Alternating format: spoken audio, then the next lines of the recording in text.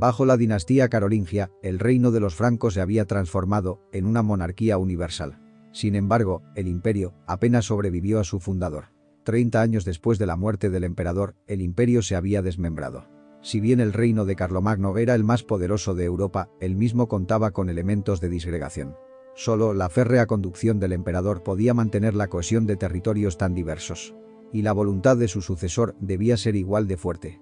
Todos estos territorios quedaron a la muerte de Carlomagno, bajo el gobierno de su hijo Luis. Por su pereza, o al menos por su falta de actividad y de rapidez en la acción, fue muy inferior a Carlomagno. Sin embargo, en sus comienzos, el emperador llevó a cabo varios actos enérgicos de gobierno. Reformó la iglesia y los monasterios, procedió severamente con las concubinas de su padre, enclaustró a varias de sus hermanas a quienes Carlomagno no había querido casar, mandó que mataran a un cuñado suyo y expulsó del servicio de palacio a las mujeres inútiles. En 817, y al igual que su padre lo hiciera en su momento, Luis llevó a cabo la repartición del imperio entre sus hijos, aunque se manifestó mucho más cuidadoso que su padre de los derechos imperiales.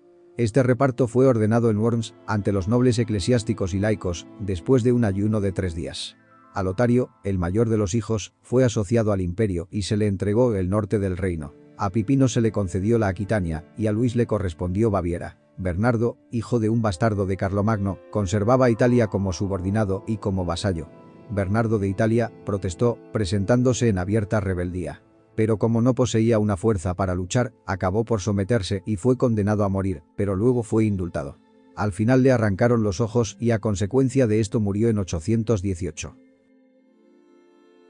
De estos actos comenzaron a afectar la conciencia de Luis. Le remordían sus rigores de los actos del año 818. Se arrepintió de los pecados que había cometido y declaró públicamente sus faltas. Esta confesión pública, seguida de una penitencia impuesta por la Iglesia, terminó por convertirse en un acto de una inmensa gravedad. Luis el Piadoso no solamente humillaba su persona, sino que parecía invitar a sus súbditos a que discutieran las órdenes de un poder que se acusaba a sí mismo. Con el paso de los años, Luis aparecía cada vez más subordinado a la Iglesia. A ella consultaba, a ella pedía remedios y por ella era dirigido en su vida privada. Cuando murió su primera esposa, el emperador quiso hacerse monje, pero los obispos le aconsejaron que se volviera a casar. Los grandes temían que esta retirada amenazase al imperio. Al final se casó con Judith, hija de Welf, conde de Baviera. Pero este matrimonio será la causa de sus grandes desdichas. Cuando nació Carlos, Judith quiso un reino para su hijo. La aristocracia y la iglesia estaban contra la reina, pues deseaban la unidad del imperio, para gobernarlo a su gusto. Uno de los referentes de esta oposición era Wala, consejero muy estimado en los últimos años de Carlomagno. Luis, después de desterrarle, le volvió a llamar, lo que aumentó la importancia de este. En las asambleas eclesiásticas llevadas a cabo en París, Maguncia, Lyon y Tolosa, Wala tuvo un papel preponderante, exponiendo su juicio sobre el estado del imperio.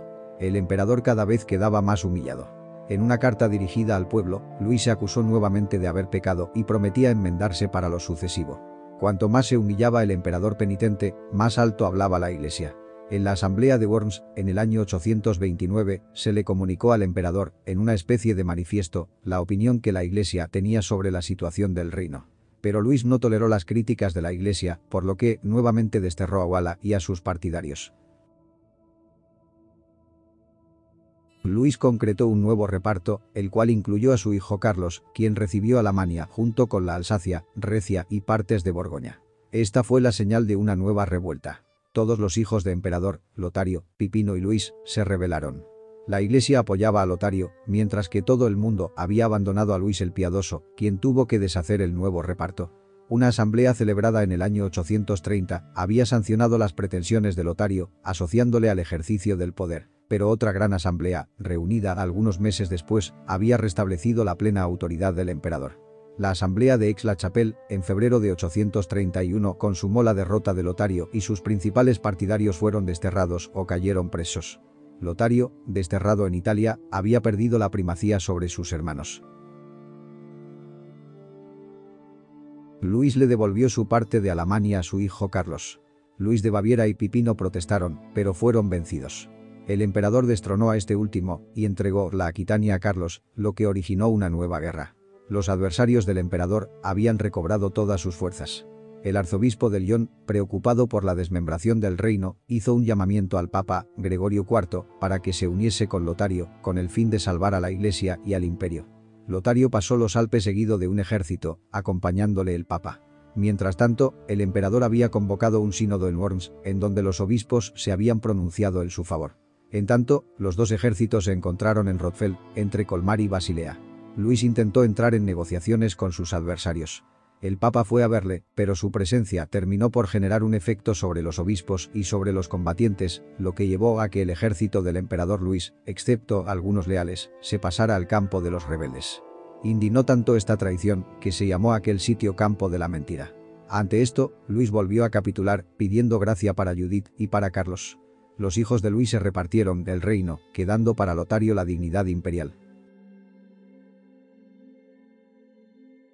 Luis fue conducido a la catedral de Soissons, donde le leyeron la lista de sus pecados, acusándole de escándalos, de haber perturbado la paz y de haber violado los juramentos. Ya sea por remordimiento o por intereses políticos, los dos hijos del depuesto emperador, Pipino y Luis, tomaron las armas y libertaron a su padre. Lotario no se atrevió a dar la batalla solo contra su padre y hermanos, así que se sometió. Luis consiguió que los obispos le absolvieran solemnemente en Metz y que le coronaran de nuevo en el año 834. Sin embargo, su obsesión de no dejar a Carlos sin herencia lo llevó a realizar un nuevo reparto, además de limitar a Baviera el dominio de su hijo Luis y a Aquitania el de Pipino, despojándoles de los países que se habían apropiado. En septiembre de 838, el emperador coronó rey a Carlos. Mientras tanto había muerto Pipino, dejando dos hijos de corta edad. Entonces el emperador comenzó a acercarse a Lotario. Realizó un nuevo reparto, donde concedió a Carlos, Aquitania, Provenza y la mitad de Borgoña, y a Lotario todo el resto, a excepción de Baviera, que dejó a Luis. Los aquitanos se rebelaron. También Luis se sublevó y toda Germania le reconoció por soberano en la primavera del 840. Cuando el emperador se disponía a luchar, murió en junio del año 840. La muerte del anciano emperador no significó el final del conflicto entre los hermanos. Carlos y Luis se aliaron para frenar las intenciones del hijo mayor, Lotario. Este último no se atrevió a combatir a sus oponentes por separado. Luis y Carlos juntaron sus ejércitos en 841, cerca de Chalon-sur-Marne.